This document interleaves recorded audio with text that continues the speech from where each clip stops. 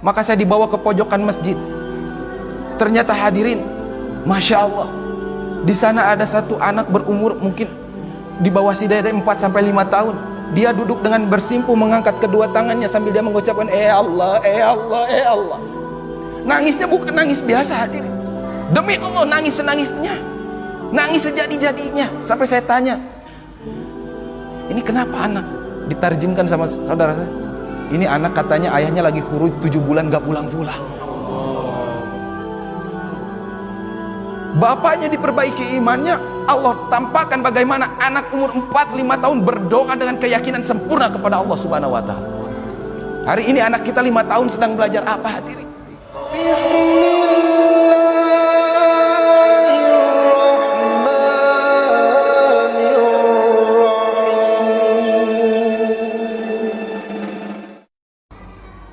Hadirin yang mulia, satu kargo jari kemarin ketika kami bergerak di Asansol, Pak. Ini satu daerah namanya Asansol. Yang saya takjub ketika masuk ke sana, tidak ada satupun nama laki-laki di sana yang popularitasnya 98% muslim selain nama Muhammad. Artinya semua laki-laki namanya Muhammad, Pak. Ajib hadirin.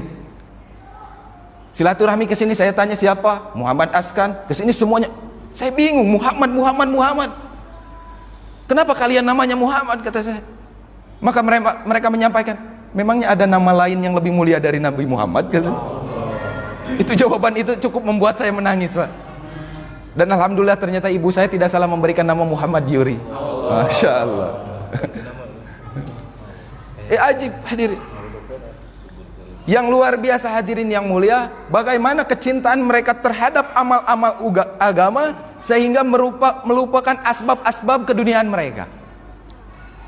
Ketika kita datang ke satu tempat potong rambut, maka hadirin disampaikan bahwa ada tamu dari Indonesia, itu sisir masih disimpan pada dalam keadaan botak sebelah itu. Demi Allah, saya menyaksikan hal itu langsung. Itu langsung ditinggalkan sama tukang cukurnya. Otomatis mau nggak mau yang dicukur ngikutin. Dia mendengarkan la ilaha illallah, la ilaha illallah. Disampaikan bahwa maghrib ada pengajian, dan insya Allahnya mereka insya Allah betulan, Pak, datang. Tapi nggak botak sebelah, udah beres. Ini ajibnya perkara agama. Pindah masjid yang kedua, Allah tampakkan kehebatan lain daripada amal-amal agama hadirin. Dibuat dalam satu masjid, ternyata bukan satu jaulah, tapi ketika kita datang langsung dibentuk 5 jaulah umumi. Dan yang ajibnya apa, Pak? Semua orang Makomi angkat tangan siap jadi dalil. Karena mereka paham sebaik-baiknya dalil adalah orang tempatan, dan sebaik-baiknya orang tempatan adalah dalil. Mereka memanjangkan tangan. Hari ini kita pendekkan tangan ketika ingin jadi dalil. Allahu Akbar. Sambut tak aja jadi dalil. Ini 5 jamaah keluar, maka saya perintahkan makmur yang lebih terdahulu keluar. Akhirnya saya disisakan terakhir. Karena saya amir rombongan, maka saya dibawa ke pojokan masjid. Ternyata hadirin, Masya Allah, di sana ada satu anak berumur mungkin di bawah Sidayah 4 sampai 5 tahun. Dia duduk dengan bersimpu mengangkat kedua tangannya sambil dia mengucapkan Allah, Allah, Allah. Nangisnya bukan nangis biasa hadirin. Demi Allah nangis senangisnya, nangis sejadi-jadinya. Sampai saya tanya, ini kenapa anak? Ditarjimkan sama saudara saya, ini anak katanya ayahnya lagi khuruj 7 bulan gak pulang-pulang. Bapaknya diperbaiki imannya, Allah tampakkan bagaimana anak umur 4-5 tahun berdoa dengan keyakinan sempurna kepada Allah Subhanahu wa Ta'ala. Hari ini anak kita 5 tahun sedang belajar apa hadirin? Itu nangis. Saya teringat hadirin satu kisah daripada Ibnu bin Umar. Abdullah bin Umar ketika beliau mengetes satu pengembala kambing yang umurnya mungkin 7-8 tahun. Ketika ditanya, wahai pengembala, berikan kepada saya satu kambing. Maka anak tersebut mengatakan, wahai Tuan, ini bukan kambing saya, ini kambing majikan saya. Maka Abdullah bin Umar mengatakan yang kedua kalinya, berikan satu saja, maka tuanmu tidak tahu, karena kambing ini sangat banyak. Benar, ayahku tidak akan tahu, majikanku tidak akan tahu, tapi di mana Allah? Maka hari itu Abdullah bin Umar mengatakan, ini anak dengan keimanan yang luar biasa. Para masyayikh kita menjabarkan kisah ini hadirin, yang hebat bukan anaknya. Ketika ada anak yang hebat imannya seperti itu, otomatis ada yang mengajari iman yang lebih hebat daripada anaknya. Siapa? Madrasah ula, yaitu ibunya di dalam rumah. Berarti ibunya tingkatan imannya luar biasa, sehingga bisa mengajarkan anaknya bagaimana iman yang benar kepada Allah. Ini ibunya sudah luar biasa hebat imannya. Ternyata apa kata masyayikh kita? Ada yang lebih hebat daripada ibunya, yaitu suaminya yang mengajarkan iman kepada istrinya. Ternyata apa? Dengan keluar tuh janji Allah benar, in tansurullah yang surkum. Bukan ditolong saja kita yang keluar, tapi ditolong pula iman anak dan istri kita. Ajib. Ketika Umar bin Khattab ronda, ketika beliau menyandarkan punggungnya ke salah satu bilik, maka terdengar suara ibu-ibu sedang mengetes daripada anak perempuannya. Wahai anakku, tambahkan saja susunya dengan air. Tidak akan ketahuan oleh Amirul Mukminin. Benar ibu, Amirul Mukminin tidak akan tahu. Tapi di mana Allah? Di mana Allah? Di mana Allah? Banyak orang yang salah paham dengan kisah ini, hadirin. Ini kisah kata para masyayikh kita. Seorang ibu sedang mengetes daripada iman anaknya. Karena hari itu di mana setiap rumah wujud dengan amal-amal agama. Maka setiap orang tua mengetes daripada iman-iman anaknya. Maka terdengar oleh Umar bin Khattab yang ada di balik bilik, langsung berangkat. Dicarikan anaknya untuk dikawinkan dengan anak perempuan tersebut. Dan keturunannya lahir sampai keturunan yang soleh, menjadi salah satu khalifah yang tercatat namanya selalu harum sebagai Umar bin Abdul Aziz. Ajib, Pak. Amal-amal agama, hadirin.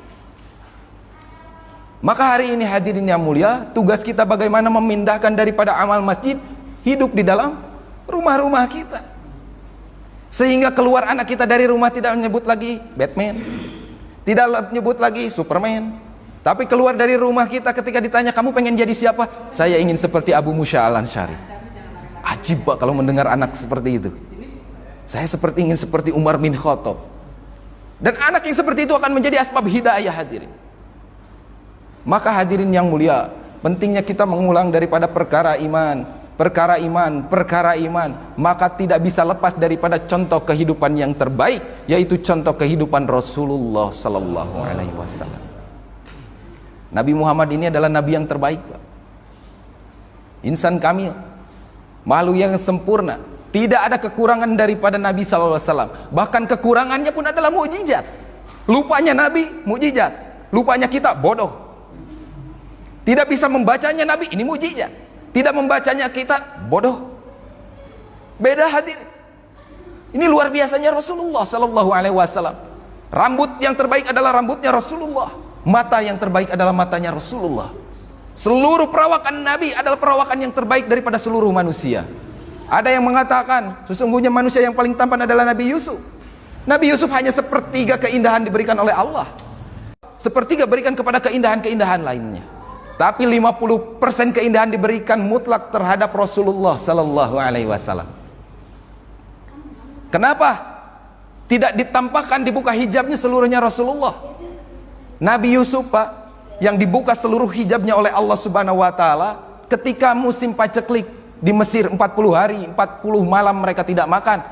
Nabi Yusuf hanya keluar rumah terlihat oleh penduduk yang kelaparan, maka kelaparannya hilang seketika. Saking indahnya Nabi Yusuf. Perempuan-perempuan rela memotong tangannya tidak terasa karena memandang wajah indahnya Nabi Yusuf. Keindahannya hanya akan dibuka kelak di akhirat seluruhnya. Karena jika dibuka hijabnya di dunia, maka seluruh manusia akan membuka dan merobek jantungnya karena melihat keindahan Rasulullah SAW. Saking indahnya Nabi. Maka pikirnya pikir yang terbaik, kerjanya kerja yang terbaik yang diwariskan kepada antum-antum semua, Pak. Para dai-dainya Allah. Nabi nggak minta apa-apa, Pak, kepada kita. Nabi hanya minta dakwahkan agama. Masih banyak orang-orang yang tidak mengenal agama, hadir. Bapak-bapak kalau bukan asbab agama, mau mungkin Pak ya di masjid nyekek eneh botol, berlacur, berzina, main kartu. Asbab risaunya Rasulullah. Nabi itu menangis gara-gara kita, Pak.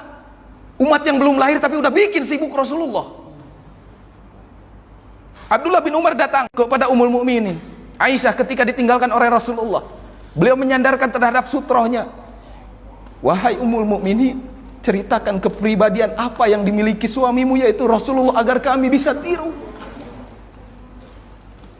Maka Aisyah mengatakan dengan napas yang panjang, wahai Abdullah bin Umar, tidak ada sedikit pun yang tidak istimewa dari Rasulullah. Maka beliau menceritakan kisah yang panjang. Satu kali adalah satu jatah Rasulullah tidur bersamaku. Aisyah untuk mendapatkan satu hari jatah bersama Rasulullah harus menunggu 9 hari, Pak. Ketika hari itu tiba, itu adalah hari yang diidam-idamkan oleh Aisyah, di mana beliau bisa bersentuhan langsung kulit dengan Rasulullah. Ketika Aisyah tidur, Rasulullah pun tidur, kulitnya bersentuhan langsung dengan kulitnya Rasulullah. Maka Aisyah mengatakan, ya Rasulullah, ini adalah kesempatan yang terbaik yang aku miliki. Maka tiba-tiba Rasulullah mengatakan, wahai Aisyah, aku ingin sholat. Ini jawaban istri yang soleh. Ya Rasulullah, sesungguhnya aku telah meridaukan hari-hari yang lain dengan istrimu yang lain, dan hari ini adalah hari terbaikku dengan engkau. Namun karena kecintaan engkau terhadap Allah, maka aku ridaukan hari ini bagaimana engkau beribadah hanya kepada Allah. Maka Rasulullah, Pak, hari itu tahajud begitu lama. Beliau berdiri dekat dengan kaki Aisyah radhiyallahu anha. Kepala Nabi hampir bersentuhan dengan atapnya. Bayangkan seberapa tinggi rumahnya Nabi, hadirin. Bandingkan dengan rumah kita hari ini, hadirin. Nabi memendekkan atap rumah agar tidak panjang hisabnya. Kita sibuk meninggikan rumah, hadirin. Bahkan dalam riwayat lain Nabi sampai agak menundukkan daripada kepalanya karena hampir bersentuhan dengan atap rumah Aisyah. Maka Nabi sholat dengan panjang, berdiri lama-lama sampai terdengar suara gemuruh dari dalam hatinya. Ketika Nabi ruku, kemudian Nabi sujud, Aisyah mulai khawatir, kenapa sujudnya lama sekali? Jangan-jangan suami tercintaku telah meninggal dunia. Aisyah menyelonjorkan kakinya untuk menggoda Nabi sallallahu alaihi wasallam. Maka Nabi bangkit daripada sujudnya, kemudian salam, Nabi berdoa panjang-panjang. Maka ditanyakan, ya Rasulullah, kenapa engkau sholat sampai seperti itu? Apa tidak cukup bahwa Allah telah menghapuskan dosa-dosamu sebelum ini? Bahkan Allah telah menghapuskan seluruh dosamu yang akan datang. Apa jawaban Nabi? Wahai Aisyah, tidak pantaskah aku menjadi orang yang bersyukur?